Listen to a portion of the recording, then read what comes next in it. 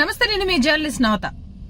మొత్తానికి రాజ్యసభ సభ్యుడు మాట్లాడిన వ్యాఖ్యలు ఈరోజు సోషల్ మీడియాలో హల్చల్ గా మారడమే కాదు, ఈ వార్తల గురించి కొంత ఆలోచిస్తూ కామెంట్స్ కూడా వస్తున్న నేపథ్యాన్ని చూస్తున్నాం. వద్దిరాజు రవిచంద్ర ఎంపీ ఈయన మాట్లాడిన వ్యాఖ్యలను ఒకసారి ఆసక్తిగా మనందరం గమనించాల్సిన అవసరం ఉంది. ఆ వ్యాఖ్యల గురించి ఈ దిశ పత్రికలో వచ్చింది, ఒకసారి మనం మాట్లాడదాం. కొమ్మను నరుక్కున్నాం, ఇప్పుడు చెట్టే కూలుతోంది. రైట్, ఆ కొమ్మ ఎవరు? ఆ నరుక్కున్న కొమ్మ గురించి చెప్పకనే చెప్పారా? ఆ ఒక్క కొమ్మే చెట్టంతటికి పాకి చెట్టు పతనం లేకుండా కూలిపోవడానికి కారణమైందా అనే వ్యాఖ్యలు హల్చల్ చేస్తున్నాయి. చూద్దాం. ఒక ఎమ్మెల్యే ఓడితే ఏమవుతుందిలే అనుకున్నాం, జనం నాడిని తెలుసుకోలేకపోయాం. ఖమ్మం లోక్సభ సమావేశంలో ఎంపీ వద్దిరాజు రవిచంద్ర ప్రజలు బీఆర్ఎస్ ను తిరస్కరించలేదు, విశ్వాసం కోల్పోవడం కాంగ్రెస్ లక్షణం అన్నది కేటీఆర్. అయితే ఒకసారి వద్దిరాజు రవిచంద్ర మాట్లాడిన వ్యాఖ్యలు చూస్తే, అసెంబ్లీ ఎన్నికల్లో బీఆర్ఎస్ ఓటమిపై పార్టీ నేతలు రకరకాల కారణాలను విశ్లేషించుకున్నారు. సిట్టింగులను మార్చి ఉంటే బాగుండనేది పార్టీ వర్కింగ్ ప్రెసిడెంట్ కేటీఆర్ వ్యాఖ్యానించగా, మరికొందరు ఓటమి నెపాన్ని సోషల్ మీడియాపై నెట్టే ప్రయత్నం చేస్తున్నారు. సిట్టింగులను మార్చే ప్రయత్నం ఆ రోజు ఎందుకు చేయలేకపోయినరు? ఎమ్మెల్యే గుండి దోచిన కాడికి దోడుచుకున్నారు.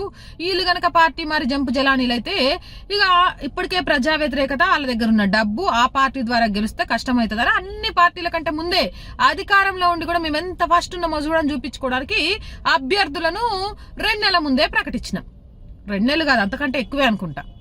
ఈ రోజు అబ్బబ్బబ్బా ఈ సిట్టింగ్ల వల్లే కదా మేము ఓడిపోయింది అనే ముచ్చట చెప్పుకొస్తాడు కేటీఆర్ సార్.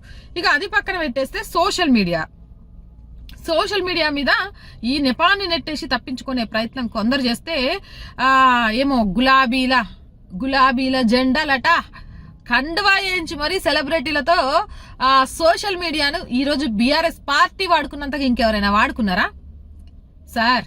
చెప్పే మాటలు నమ్మేటట్టుగా ఉండాలి, అబద్ధం చెప్పినా అతికేటట్టుగా ఉండాలి. సరే, అవన్నీ పక్కన పెట్టేస్తే ఇప్పుడు ఇక ఇంకొక ఆయన మాట్లాడిన మాట ఇప్పుడు సంచలనంగా మారింది. అది చెప్తా చూడండి. ఈ క్రమంలో తాజాగా బీఆర్ఎస్ రాజ్యసభ సభ్యుడు వద్దిరాజు రవిచంద్ర సంచలన వ్యాఖ్యలు చేశారు. మంగళవారం హైదరాబాద్ తెలంగాణ భవన్ లో జరిగిన ఖమ్మం లోక్సభ నియోజకవర్గ సమీక్షలో ఆయన మాట్లాడుతూ, ఒక్క ఎమ్మెల్యే ఓడిపోతే ఏమవుతుందిలే అనుకుంటూ మనం కూర్చున్నా చెట్టు కొమ్మనే నరుక్కున్నామని, ఇప్పుడు చెట్టు కూలిపోయే పరిస్థితి తెచ్చుకున్నామని అన్నారు. కొత్తగూడెం ఖచ్చితంగా గెలుస్తామనుకున్నప్పటికీ జనం నాడిని తెలుసుకోలేకపోయాం అనుకున్నారు. మొత్తానికి దీనికి సంబంధించి సోషల్ మీడియాలో ఏం నడుస్తోంది అంటే, ఈటెల రాజేందర్ కి సంబంధించి పార్టీ నుంచి బయటికి పంపించి ఒక్కడే కదా ఏమవుతుందిలే, ఆ ఒక్క చోట అప్పుడు నిలబెట్టిన గెల్లు శ్రీనివాస్ ఓడిపోయినప్పుడు కూడా ఏమవుతుందిలే అని కేసీఆర్ బీఆర్ఎస్ పార్టీ చేసిన నిర్లక్ష్య ధోరణి, మాట్లాడిన తీరే ఈ రోజు బీఆర్ఎస్ పార్టీ పతనానికి కారణమైంది అని చెప్పకనే చెప్పారు అనే ముచ్చట పెట్టుకుంటున్నారు జనాలు. ఈ రోజు వద్దిరాజు రవిచంద్ర మాట్లాడింది ఖచ్చితంగా దానికి సంబంధించే.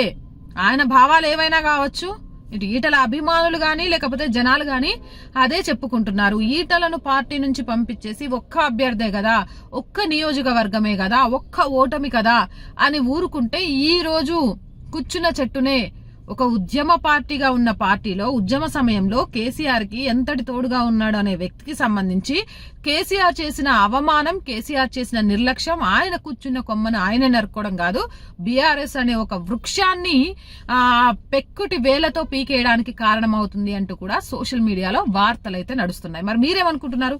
నిజంగా కూడా అది వాస్తవమేనా?